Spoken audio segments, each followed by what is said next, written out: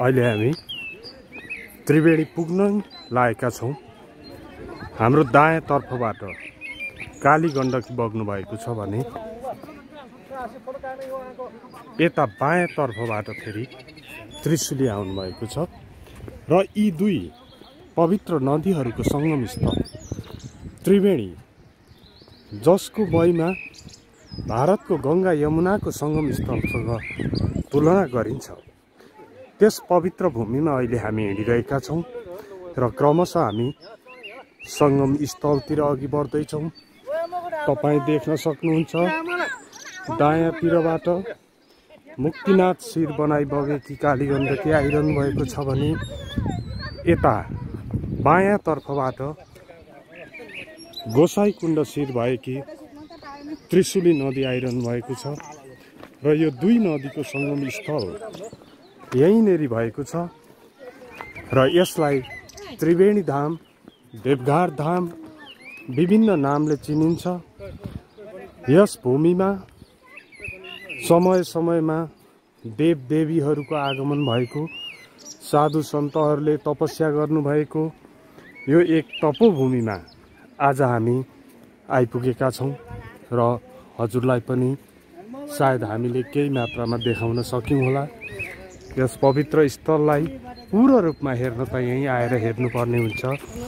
तैपनि हामी अब हेर्नुहोस् दुईपट्टिको सङ्गम स्थलमै आइपुगेका छौँ। यहाँ भक्तजनहरू आउने, स्नान गर्ने, पूजा गर्ने गर्नुहुन्छ। यही हो कालीगण्डकी र त्रिशुलीको सङ्गम स्थल।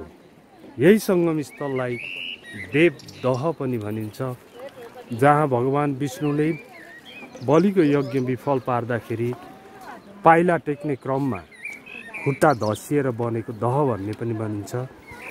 र यहाँ तपस्यामा तल्लीन हुने योगीहरूका अनुसार रातको 12 बजे यहाँ चाहिँ करोडौँ शालिग्रामहरू यो देवदहमा भएकोले ज्वार भाटा उठेर आकाशसम्म उज्यालो जान्छ भन्ने योगीहरू, तपस्वीहरूको भनाइ पनि रहेको छ यस स्थलको बारेमा। र यस स्थलको केही तलदेखि मात्र शब्दा स्थान भनेर तोकिएको छ। तपाईँ अगाडि देख्न सक्नुहुन्छ। त्यहाँभन्दा यता चाहिँ मृत शरीरहरू जलाउन पाइँदैन। यसको सुन्दरता, यसको पवित्रता र यसको स्वच्छतालाई कायम राख्नको लागि पनि हुनसक्छ। र यहीँ देखिरहनु भएको छ यहाँ भक्तजनहरू चाहिँ आफ्नो हिसाबले चाहिँ भगवानको दर्शन गरिरहनु भएको छ, गङ्गा माको दर्शन गरिरहनु भएको छ। यहाँ साना नानीदेखि लिएर हाम्रो सर पनि हुनुहुन्छ। यहाँ सर पनि यता भगवानको दर्शन गर्न र यहाँ प्रविधिमा सहयोग गर्न पनि गरिराख्नु भएको छ। र यताबाट आउनुभएको चाहिँ कालीगण्डकी हुनुहुन्छ, जो शालिग्रामको लागि पनि प्रसिद्ध हुनुहुन्छ। भगवान विष्णुले बास गर्नुभएको शालिग्राम यस कालीगण्डकी नदीमा प्रशस्तै मात्रामा पाइन्छ।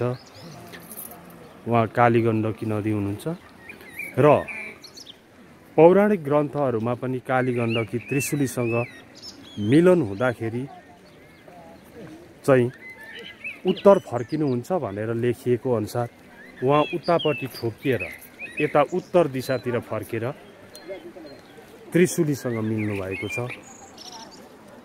र परापूर्वकालमा लेखिएका ग्रन्थ र अहिले आएर प्रत्यक्ष देख्दाखेरि धेरै गौरव लाग्छ, खुसी लाग्छ। र एक किसिमले यो स्थान यस्तो छ कि जहाँ चाहिँ भगवानको आवास पनि हुन्छ। यसमा साना नानीहरू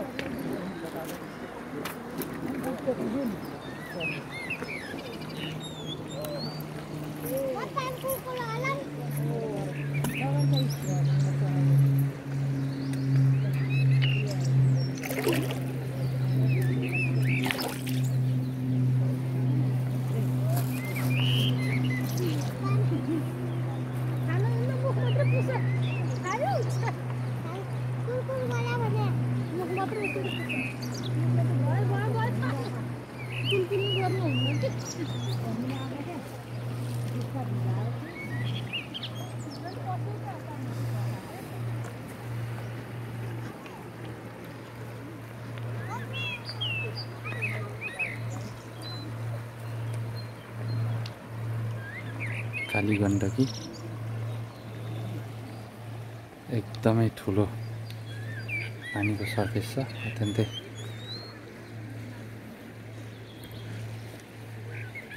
रफ्तारमा पानी बगेको देखिन्छ। हजारौँ डाँडा काँडा पहाडहरूलाई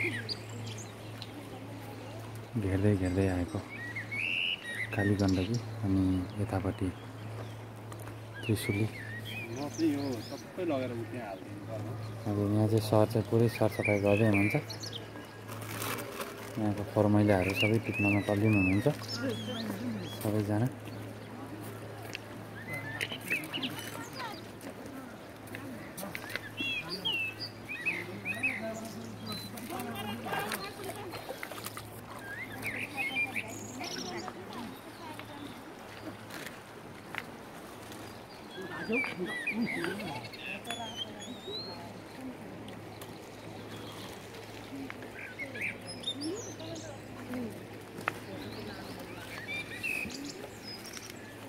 सर मलाई त्यो दिनु पर्यो, म यहाँ स्टेबल बनाएर राखिदिन्छु। किनभने कतिजनाले पानी हेरेरै ध्यान गर्न मन लाग्छ यस्तो त्रिवेणी जस्तो ठाउँमा। बसे जस्तै अनुभूति गराउनु पर्यो नि प्रविधिको मार्फतबाट।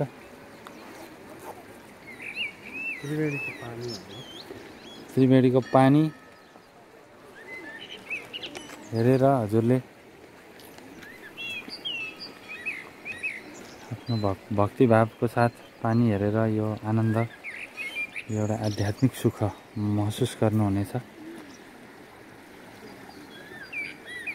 धेरै नै गहिरो लाग्छ यो पानी हेर्दाखेरि, एकदमै गहिरो फिल हुन्छ।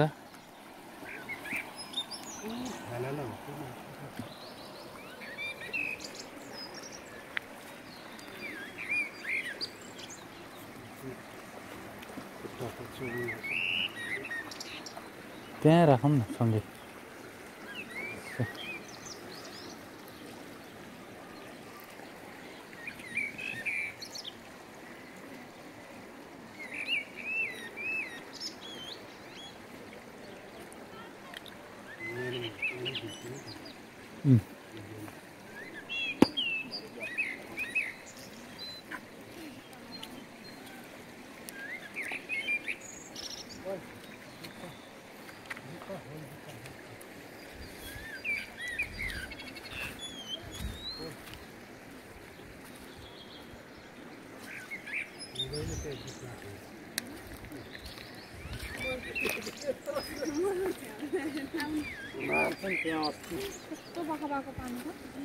योगीले भन्नु न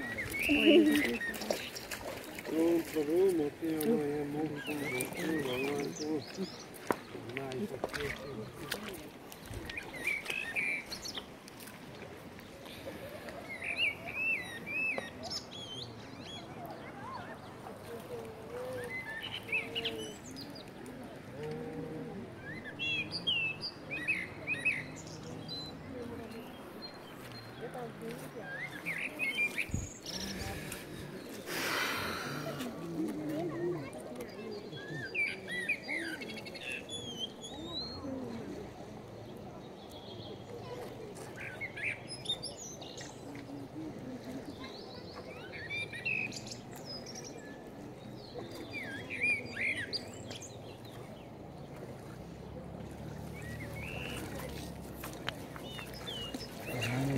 कन्टिन्यू सुटमा आइरहेको छु 5-10 मिनटसम्म चाहिँ यो कुरो पाएँ।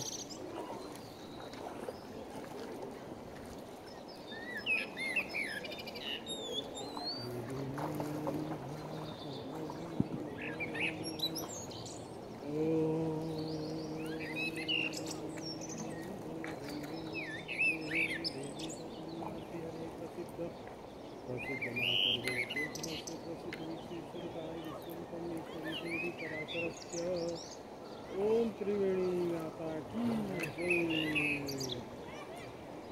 ओम वक्रतुंड महाकाय सूर्यकोटि समप्रभ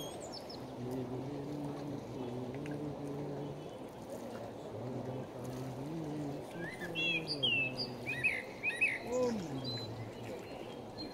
नमो हरि ओम ओम ओम हरि ओम ओम हरि ओम हरि ओम ओम।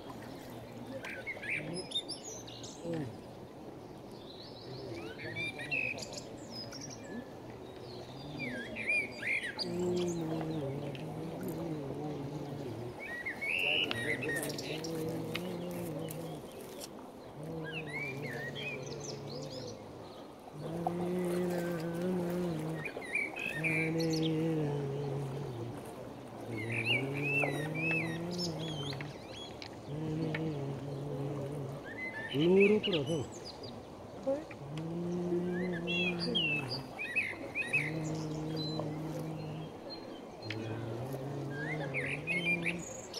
मैले चाहिँ मेहनत नगरी बनाएको यतापट्टिको हेर न जिब्रो जिब्रो।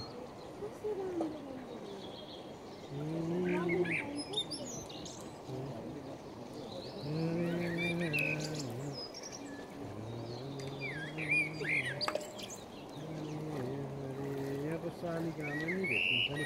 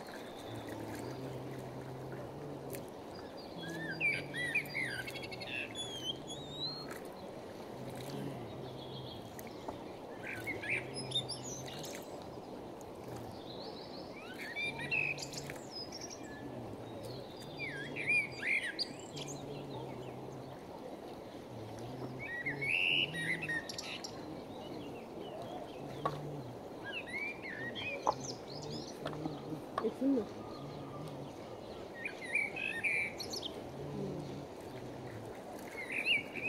हेलो